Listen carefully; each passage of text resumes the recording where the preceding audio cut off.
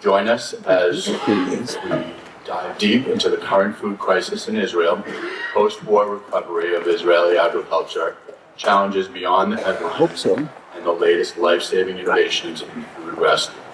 Speaking to us this morning on Israel's National Food Bank, feeding vulnerable Israelis during Israel's food crisis, please give a warm Brotherhood welcome to Gilad Skolnick.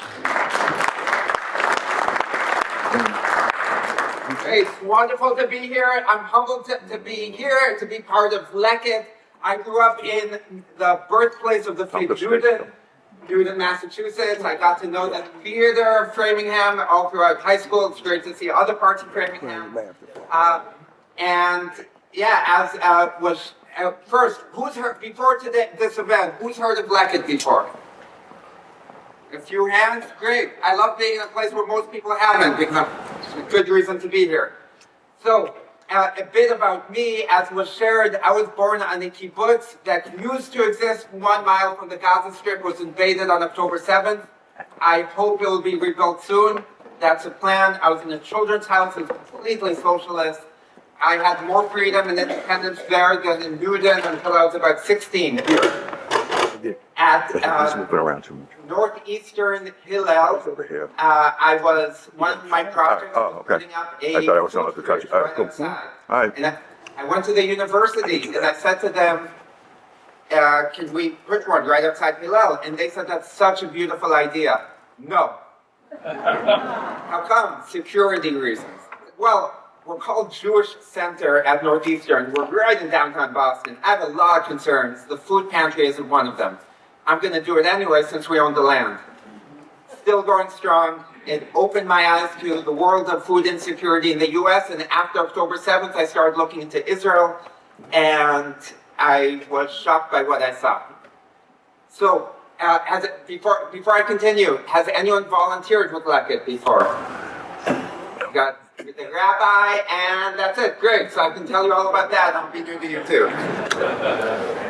So first, Leket, the word Leket comes from the Torah, and we're actually going to be reading it. Anyone who comes to Shabbat services at the end of this month. This actually, what we learned about the mitzvah of Leket is going to be at the end of April, and it's a commandment in the Torah. You see, the Torah is so progressive here when it comes to food and justice.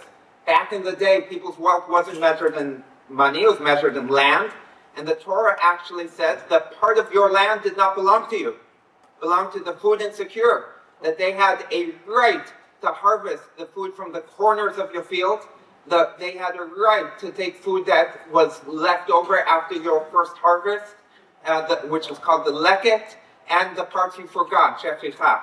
So it's right there, and the part we're going to be reading at the end of this month in Shabbat Shirah, the Israelites crossed through the Red Sea, and they're thirsty. They say to Moses, we're thirsty, and Moses says, sure, I'll talk to God, and water comes down, and then they're hungry, and they need food, and Moses says, don't worry, I'll fix this, talks to God, manna falls from the heaven.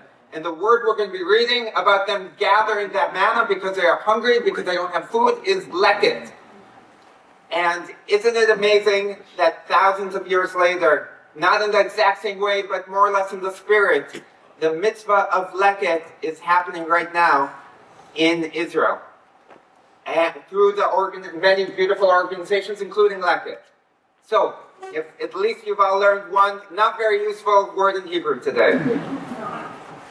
And so one more thing that roots us in Jewish values is the mitzvah of Bal Tashchit, the value of the mitzvah of no wasting. And I'm going to talk about how that is a big theme of everything we do. So when you think of Israel, you think of all these beautiful things, vibrant Mediterranean cities, world-class universities. When I was a Hillel director and I would take people to Israel, I showed them the most beautiful parts of Israel. The beautiful parts of Jerusalem, Tel Aviv. We didn't see the areas that were struggling. Same thing here. You have a visitor coming, you are taking them down the Freedom Trail, and that's what they see. They don't see the parts that are struggling. But Israel actually has a lot of poverty. 2 million people out of 10 million people are living in poverty. Of that, 36% are children, And 100,000, 25% of Israel's 100,000 Holocaust survivors are still living in poverty. So we looked at that, and we also saw that 35 to 40% of Israel's food gets thrown out. It's a lot of food. We have it several stages. We have it at the farm, and the food that doesn't get picked because it doesn't look great. We have it at the supermarket. We've all been there. I'm not going to touch that banana. That tomato looks too soft. Gets thrown out. And then at the fridge. And I have 2 toddlers. We go 1 week. They want a ton of strawberries and blueberries, and I buy them, and then they don't like them anymore. And we can't eat that much. So how did Leket begin? 20 years ago, Joseph Gittler makes Aliyah. He shows up to a bar mitzvah. He goes to a catering staff at the end of the day. He says, "What are you doing with the leftover food?" And they said, "We don't know. Maybe we'll throw some out. Maybe we'll take some home." So he fills up what he can in his little sedan, and he starts. We were a lot less strict then with hygiene and sanitation and all that. And he was delivering it to people who need it. And before he knew it, he took over his garage, and then his wife said, "I need my garage back." So we rented a small warehouse that became chicken coop. Today we are slightly bigger. We're feeding. We have a warehouse at 70,000 square feet, and we are feeding 415,000 people. This is the largest food rescue operation that we know of on the entire planet. If you can only imagine if Leket didn't exist, the headlines you'd be seeing about a food crisis in Israel. During COVID, we jumped up to the highest number we had expected, from about 100,000 to 200,000. Then the war started, and it just kept on going up and up. Our goal this year is to feed 500,000 people, and that's every week. And it's all with food that's ending up in landfills, rotting away, creating methane, destroying our atmosphere. So before I continue, just because there's a lot of people here, if anyone wants me, I don't have time to, we have some great videos and some more information. If you want, I'm going to pass out a sheet here. If you don't want, of course, skip it, but you can always delete the email if you don't want it to. Okay, so what does Leket do? What are we doing? We have 2 main things. We rescue hot meals, and we distribute produce. So the first thing is we go up to 700 farmers all over the country. A farmer calls us up and he says, "Hey, I don't have anyone to sell it to." It might be because Europe is boycotting Israel. It might be because there's a typo on this happened. All the containers of parsley had a typo on them. They can't put that in the supermarket. It was cheaper for them to throw it out than to repackage it. But we came and we said, "Hey, we'll pick it up." So it could be all kinds of reasons. This summer, the price of one of the crops collapsed because it was too much, and it wasn't even worth it to hire people to harvest it. And we take it through volunteers, through people who come from all over the world and Israel, and then we distribute it. And here's an example. I love this example. I was right here and I saw those lemons and they looked horrible. If I was in the supermarket, I wouldn't touch them. And we went to, if this was all lemons picked by volunteers and brought to a shelter, and they had perfect lemon juice inside. So that's our warehouse. We always need volunteers there. And so a bit about volunteering. We've got here, I was just volunteering with Leket, but had last year an amazing thing happen. So prior to the war, 55,000 volunteers from all over the world and Israel came and joined together. Then the war started, we thought there would be fewer people, but we ended up having 75,000. And now we have 95,000 volunteers this past year.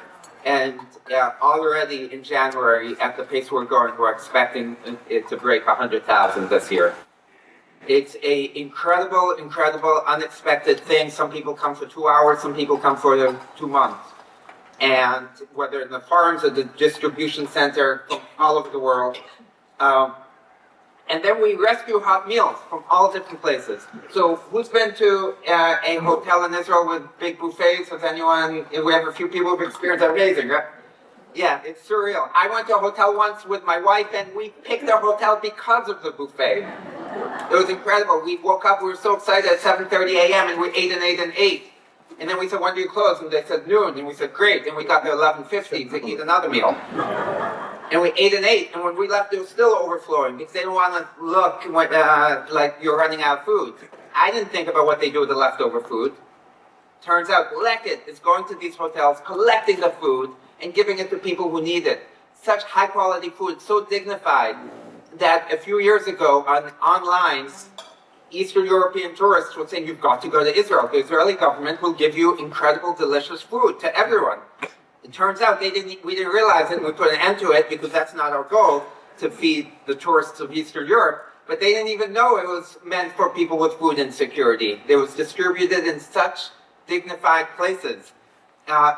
We go to military bases. The only military on the planet that we know of that's giving food to food insecure people is the IDF. Every day they switch from their schnitzels and their meat to their dairy, and we go and we collect those leftover meals and give it to people who need it. And we're bringing it to schools, we're picking it up from corporations. So the impact of the war affected the food crisis in Israel drastically. 32,000 rockets hit Israel everywhere. We now know, and the Wall Street Journal did a piece about this, that one of Hamas's goals when they invaded was agricultural terrorism. They went out of their way to burn greenhouses, to destroy combines. One combine is $600,000 if you're a grenade at it, and it's gone. So they severed irrigation lines at a chicken coop at Kibbutz Alumim. By the time the kibbutzniks came back, 48 hours later, there wasn't any water. 300,000 chickens had died of thirst. And aside from the travesty of it, the food implications are huge. Without all those all those chickens were laying eggs. So we felt that with less supply, the demand went way up. The Negev that was invaded supplied 70% of Israel's vegetables. The north has a lot of produce. Most of the farms are on the periphery. And then this summer, you've got Iranian missiles that came in. And every time a missile came in, Israel did its best to knock it down and intercept it, and shrapnel fell everywhere. They tried to do it over open fields. Israel doesn't have random open fields. These were farms and orchards. So it's all over. I was just in Israel, and I took with me one of these. This is from a missile that intercepted an Iranian missile. You can imagine these pieces of shrapnel flying through orchards and farms and fields and vineyards and tearing everything up. The fires in such a dry place. Interestingly enough, Israeli security at the airport gave me a lot of trouble with this. American security, when I transferred JFK, didn't say anything, but it's a different lecture. We've got fewer workers. We had 30,000 workers coming in from the Gaza Strip for security reasons. That's not happening. Foreign workers were deliberately targeted. Thai workers were in the Thai language. They were targeted and kidnapped and killed. The King of Thailand did a very natural thing. The day after October 7th, he told all the foreign workers to leave. A lot of them still haven't returned. So there were less people to do this, and that's where Leket came in, bring volunteers to help these farms stay afloat. So right on the border with the Gaza Strip, you can see all those farms in Israel. My kibbutz was on one of them. That where the farmers fled too, of course.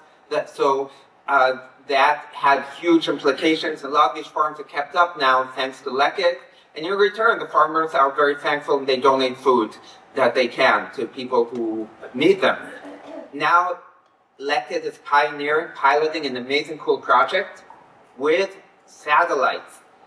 And we identify a farm that's ready to be picked, harvested. So let's say Yossi in the north just harvested half his carrots, and we see that he didn't harvest his other half. Israel's a small enough country that we can call up Yossi because we have everyone's numbers and say, hey, why did you harvest that other field?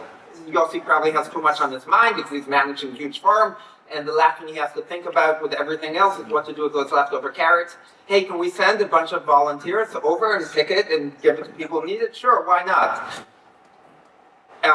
It's a huge logistical feat. People call us, including ourselves, a food bank. We're more a logistics operation. We all know how, we've all probably experienced how quickly blueberries go bad. Imagine under the hot Israeli sun when someone calls us up and says, hey, we have blueberries that need to be harvested. We sometimes have 24 hours to send volunteers somewhere, pick it and bring it to, sort it and bring it to the people who need it before it goes bad. And so it's really impressive. We've got buses leaving every day of the week except Shabbat from Tel Aviv and Jerusalem. You jump on the bus at 6 a.m., takes you to a farm where you need it. We hired all tour guides who had lost their job because of the situation, and they give you a tour just because they can't help themselves. They're amazing tour guides. And they take you to a farm. It's an amazing, amazing experience. So this is part of everything that's happened with, we have people also who tell us they can't farm because of PTSD. So the price skyrocketed. And then the June war happened. This is a picture right here where just recently, this fall, I was in Tel Aviv, in downtown Tel Aviv, of one building that was hit from a rocket.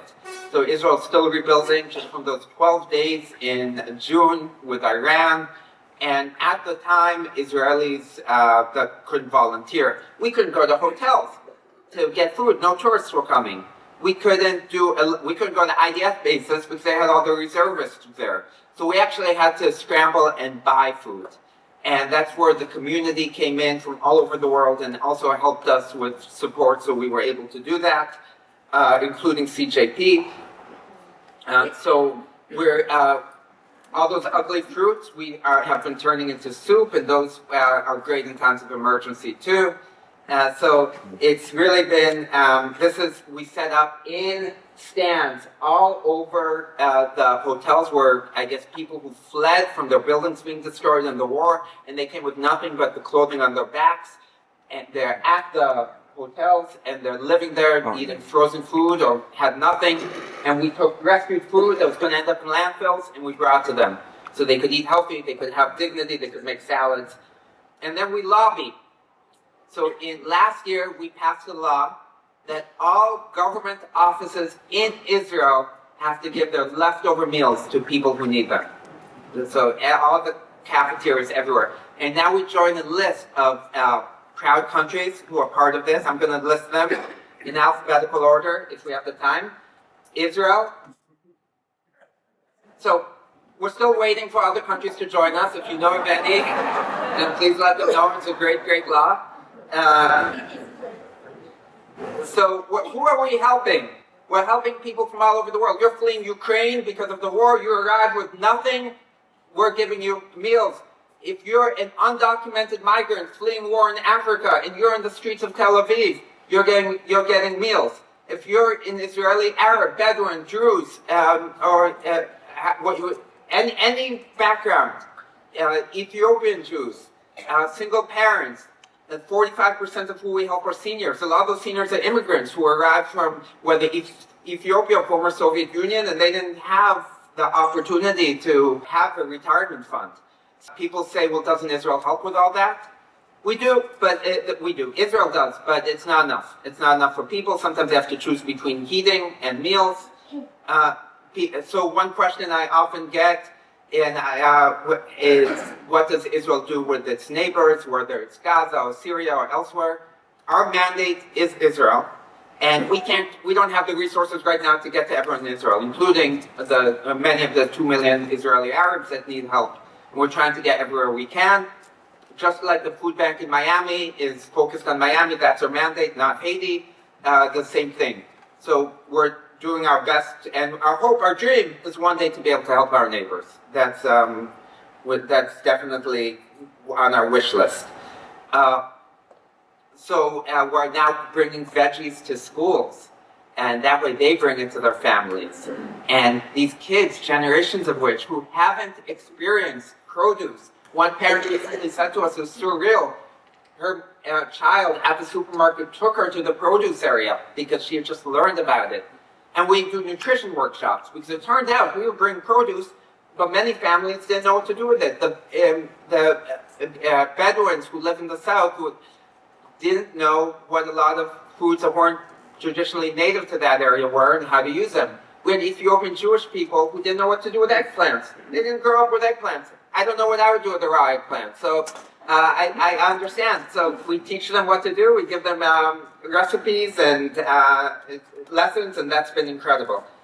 These schools, these kids in many of these schools have drug-addicted parents. There's nothing to keep them in school after 2 p.m., but we have hot meals for them.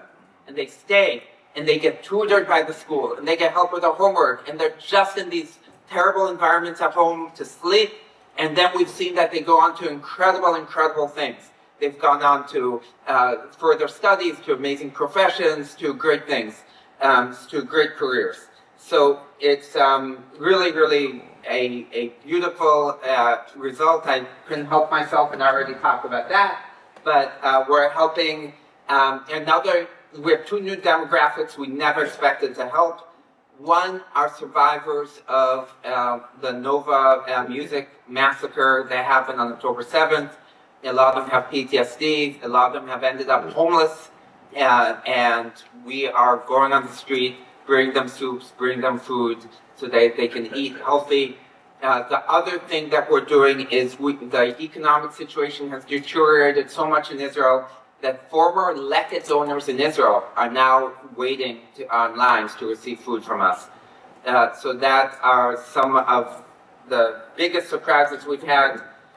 So Leket Express, we bring produce to 7 areas throughout the country. We distribute this fresh produce 1 day a week, enough for a week. And in those places, we don't even ask your background. You could pull up with a Mercedes. We don't know how you got that car. We don't know what's going on with your family. If you're waiting in line for food, you probably need it. So it's really amazing. 70 million pounds of food that would have been rotting in landfills. And these are nutrition workshops, 370. This is so amazing that right now in the Boston area, a new nonprofit just started. And their goal is to translate our playbook from Hebrew to English. They're called the Food Rescue Institute. And they said, why should organizations here have to reinvent the wheel? They can learn from us. And we said, of course, we'll help you send you all the material that we have in Hebrew. We have people from all over the world who are coming now to Israel to learn from what we're doing, those that want to learn. And it's one of the greatest stories, I think, that isn't being told. I was told I have to share this for it to count, and especially because it's being recorded. The Gottesman family has said that every donation of 1,000 plus they will match this year, so that's really incredible. And I want to just end with two quick things. Do I have the time? Yeah, okay. One is a story that our CEO... Okay, wonderful. So I have a story that our CEO just shared. And he's at a farm in Israel full of volunteers. And these volunteers, one of them runs up to him and says to him, you've got to come out, you've got to see what happened. He said, oh no, someone's been injured. And is there someone else who can deal with it? And they said, no, you've got to see. That's fine. And he comes out. And he says, what is it? He says, look over there, the volunteer says. And he sees a group of Israeli Arabs, and a group of ultra-Orthodox Israelis, and a group of secular Israelis. And they're all volunteering together. And their kids don't want to volunteer because they're kids. Sometimes you take them apple picking and they're into it, sometimes they aren't. So they're all playing together amongst themselves. Now, this isn't our goal to bring people together, but it happens when people have the shared goal of fighting for food insecurity. This is one of the magical things in the field. And he says, well, what group are you with? He said, well, we're a group of Israeli men who are married to Thai women who came through the foreign guest worker program. And we aren't accepted everywhere in Israeli society. But this is a place where we are accepted. And every once in a while, every month or so, we all get together and we volunteer here together.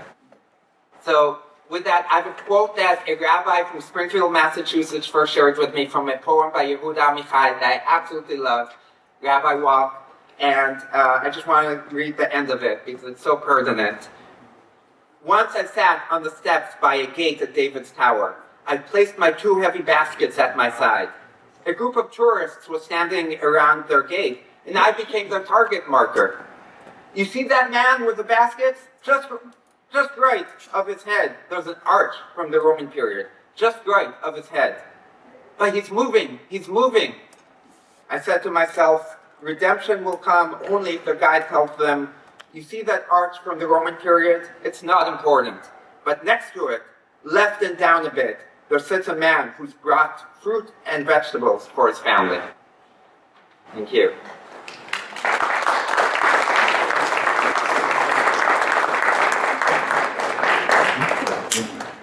I had a question. It seems like you're going to existing farms and picking what's left over and all that, which is wonderful.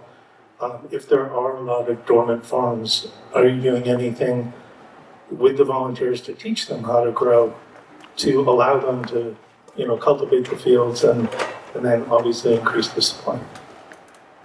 So we're limited by the bandwidth we have, but that said, what's really incredible is a farmer not too long ago in the center of the country donated his lands to us because his kids didn't want to become farmers and had been in the family for generations. It's right near Rishon LeZion, close to the airport, and now we have a lot of volunteers there planting things because Israel has a 12-month growing season, unlike in New England. We can always plant something, whether it's kohlrabi or potatoes or something else. And that way, it's also a great thing for people of all ages. Sometimes people say to me, what ages are great for volunteering? I definitely had my 3-year-olds at Lookout Farm in Natick pick some apples, so from that age. And I was recently in Kibbutz Re'im, which is 2 miles from the Gaza Strip, and I'm picking grapefruit. And next to me is this woman named Rivka. And I said to Rivka, where are you coming from? How often do you go? And she said, listen, I'm in my mid-80s. I came schlepped all the way from Jerusalem. I'm under the hot sun. I can't come more than 2 times. And I said, 2 times? That's incredible. She said, I wish I could come more often every week. I said, every week? So some people have, I've been so inspired by some people, but we've had, people of all ages and, come, but right now we have so many farms that just don't have enough people to pick that we're just trying to get there. At the end of my time at this kibbutz, the kibbutznik said, pick some fruit for yourself. And I said, 1, I can't bring grapefruit home with me to the US, but 2, I'm not going to take from you after everything you've been through. And they said, you don't understand. These are just going to rot here if you don't take this. I had a lot of grapefruit on the bus home. I really don't have any questions. I just want to thank you for being here. You're an incredible speaker. We learned a lot, and it's amazing what you're doing in Israel. And I will tell you that my husband and I were in Israel, and the buffets at the hotels are unbelievable. Yeah. Amazing. Eating ice cream sundaes for breakfast. It's a double-edged sword because Israelis love buffets, and there's also a bit of a mentality sometimes that they're never going to be allowed. They're too worried about coming a second time. They pile up their plates. So we're working on that.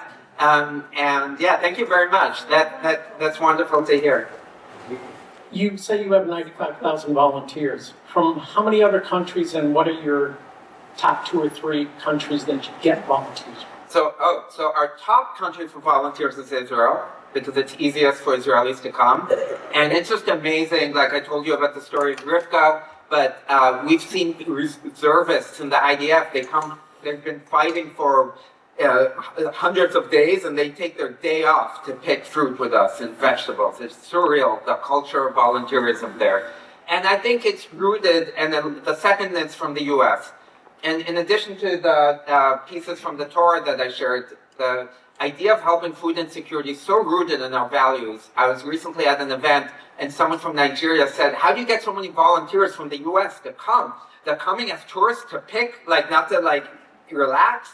And we shared with her about how in Passover, we start off the Seder with all those who are hungry shall come eat. In Purim, we have the Matanot Levunim, the mitzvah of helping the poor. And we have in Shavuot where we learn about how that Ruth was hungry and was involved to glean, where again we see the word leket, to gather the food. So time and time again, it's really in there. And what's really incredible is because we've got all those volunteers, 95,000, and we've got the farmers giving us the farms, it comes down to just $1.50, 6 quarters for every meal we rescue. So the only limitations right now is the, you know how much gas is a gallon in Israel? Any guesses? 3 to 4 times what it is. Yeah. So it's about 3 to 4 times. Last I checked, $8.50 a gallon. And so we have to lease our vehicles and our trucks and everything and pay that. And people say to me, "Oh well, Israel's a small country," and I say, "Yes, it is." But I'm not driving that often from here to California. Most of my driving is also within a half-hour radius. So it adds up. And for Israelis struggling with poverty, in addition to the lower income, the sales tax in Israel was 17%. Now it's brought up to 18%. We complain about ours, and they kill for that. And you can imagine a tax like that, what that does to people and their income. Morning. Thank you for coming. It was actually quite inspiring. You mentioned something about the farms that don't have enough people to help them. Have you considered whether, you may not have enough volunteers, but have you considered whether it would make sense to offer some of the volunteers to those farms, in exchange for the food? Yeah,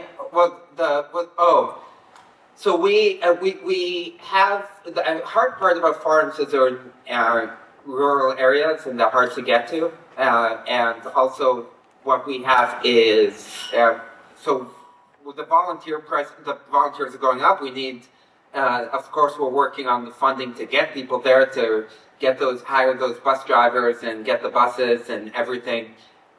In terms of people who are struggling with food, a lot of times they're not in a position where they can help pick, whether they're taking care of children, or they have a minimum wage job, or they're disabled, or just don't have the health issues. So that's been hard. And there's a lot of work that has to be redone to just fix the country. The North, we couldn't get people there for 2 years. You can imagine areas that have the irrigation destroyed, or orchards of 30, 40 years that had to be replanted with new trees. There's the halakhic, the Jewish law part of, I think it's Fuah, that it takes 3 years until you're allowed to harvest fruit from a tree. But 2, it's practical.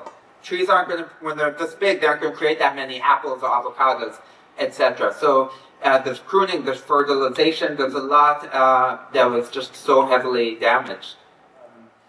Really appreciate way back when you just started, when you got that fridge out of, when you put the fridge there, put the food in, you said, no, don't do it. So really appreciate that, because as you know, that's what it takes. You just keep going. Just wondering who some of your mentors might be. So that's great. I have my personal mentors. So I'm working. So I've been in the Jewish nonprofit world since I went to Israel after grad school. I went to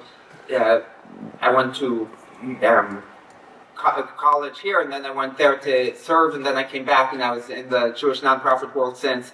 But in Northeastern Hillel is where I met 2 amazing mentors that have been so helpful. One of them has been working in the Hillel world for years. He's a rabbi, Herb Tobin, and he really helped me out in Northeastern. When I started there, I'd never raised $1 in my life. I got them first day, and I said, how much money do we have in the bank? And they said, $40,000. I said, fantastic. How much are we spending a month? And they said, $30,000. And I said, well, that's not great since I've never even raised $1. And he was incredibly helpful to that. And the second one is my predecessor, Irene Edelman, who was the Northeastern Hillel director before and was such a great thought partner and helpful, and has been incredibly amazing in guiding me. She's also in the Jewish nonprofit world. One thing that Herb taught me was always to stay in touch with people. You never know when and it might be good to know someone, and I've really kept that mantra going, and I try to stay in touch with everyone no matter what. I want to thank you too. The wonderful presentation and your energy is infectious, inspiring. I have two thoughts. One is for people who do want to go and volunteer, could you say something about what kind of security precautions you take? Yeah. The other is sort of maybe tangential. Well, some of us have been trying to work on an Israel committee, and one of the things we've talked about is how Israel is being portrayed in the media and what impressions of Israel are being conveyed, especially to our young people. What you've presented today really gives a very different view of Israel as not only the aggressor. So I think getting this message and this kind of presentation out does a lot more with educating people about the reality on the ground. So thank you. So the first thing, security, is we've never had an issue. These fields are, well, as soon as there's rockets or missiles, we stop the volunteering, which means a lot of people who rely on it suffer, but security is our number one issue, our number one concern. So that has been a challenge with the recent wars, and we've got, we're very, we have a lot of experience in it. So as soon as rocket fire and the ceasefire was in last December, a bit over a year ago, with Hezbollah in Lebanon, we instantly, within days, started volunteers back up. So we're really great at moving quickly. We have 162 employees in Israel. Most of them are forklift drivers and such. We don't ask volunteers to learn how to drive a forklift or a bus. So it's more picking. Some of the most dangerous things that volunteers have encountered is lemon trees or thorny. So if you see that, maybe skip the lemon trees. But the clementines are great. And in terms of, I'm trying to think, what was it? The second piece of it? The Israel. I think this is why so many people in New England are so interested in this story, because in many communities are fractured. This is something everyone can get behind. We're a non-governmental organization. We're a non-profit. And I think we reflect the beauty of Israeli society. Next week, I was invited by a congregation in Connecticut to speak. After that, I'm going to be speaking in 2 congregations in Andover and North Andover. And people are just so excited to hear this uplifting story, because there's so many sad stories. This is a story of people seeing a problem, of seeing people who need food and coming up with a solution that helps everyone of all backgrounds. So if you, many of you probably know other people in other congregations. We don't have a big budget. Almost everything we do raise is, we don't have a big marketing budget. Everything we raise is to help feed people, and we rely on word of mouth. So if you know someone who's a member of another congregation, last year I was nearby at Temple Israel in Natick, and it's whenever someone's interested. As you can tell, I love to speak. So I'd love to speak in more places, and I'm so glad to hear that you're starting an Israel committee here. At one point or another, I was doing a period of work in very, very northern Maine, in Presque Isle. And I got off the airplane, and there was someone who was an obvious Orthodox rabbi in this community where practically, more or less, I was one of only 2 Jews in the city.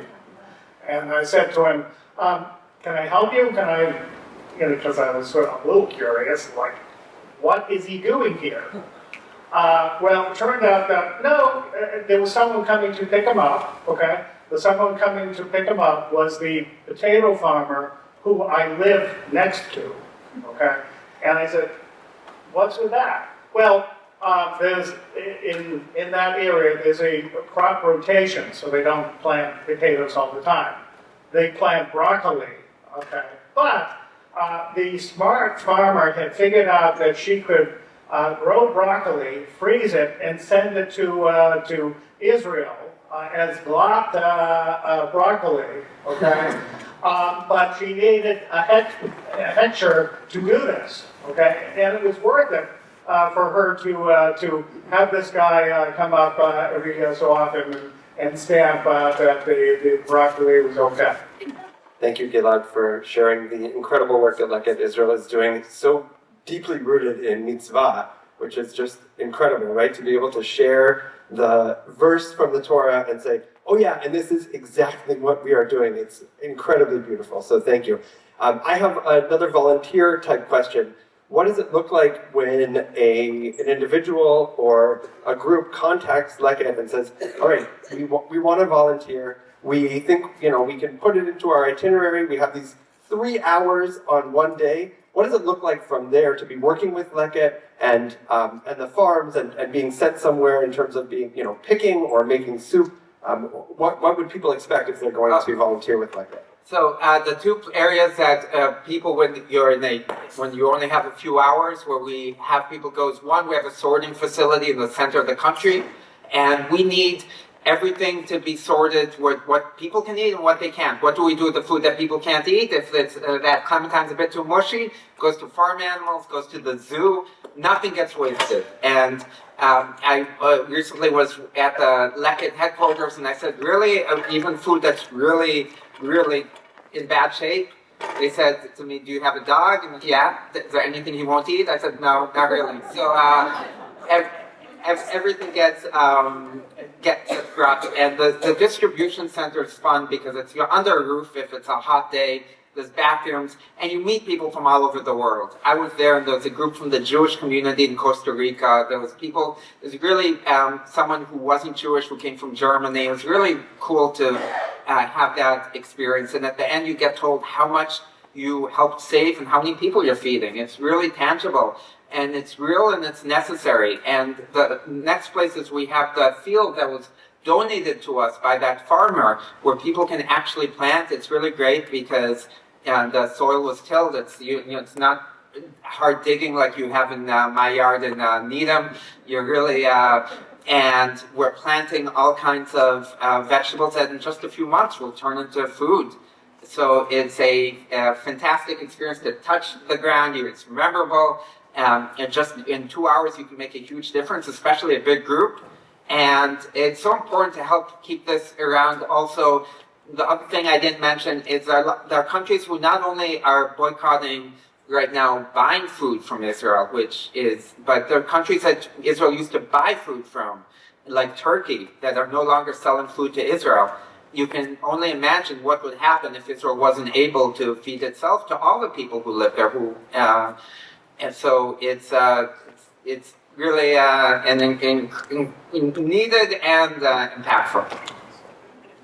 People aren't traveling to Israel. Is there a way for them to volunteer within the United States besides financial? So I get that a lot. We don't have that much we can do right here in terms of it just isn't efficient on a scale for us, or we don't have the bandwidth to figure out how to ship food. The thing that would be incredibly helpful is just to make introductions to more places. I just love meeting people. I love finding ways to connect. I met someone who introduced me to the Jewish community in New Hampshire, and then they invited me a table there, and that's where I met the rabbi, who then connected me to people here. And so much of it has just been word of mouth. So we all have our networks, and that would be so incredibly helpful. You mentioned you had transportation daily from Jerusalem, Tel Aviv, to whatever site work is needed at. I was curious if you facilitate housing for folks coming for a couple of weeks, perhaps. No, unfortunately, we don't have the bandwidth for that. We have hotel recommendations, and people get Airbnbs. We just don't have. We're trying to spend all the resources for the volunteers and just getting them there right now, and it's and keep that going. Yeah. Anyone else? Very good. Thank you. Thank you. Material here and other challenges.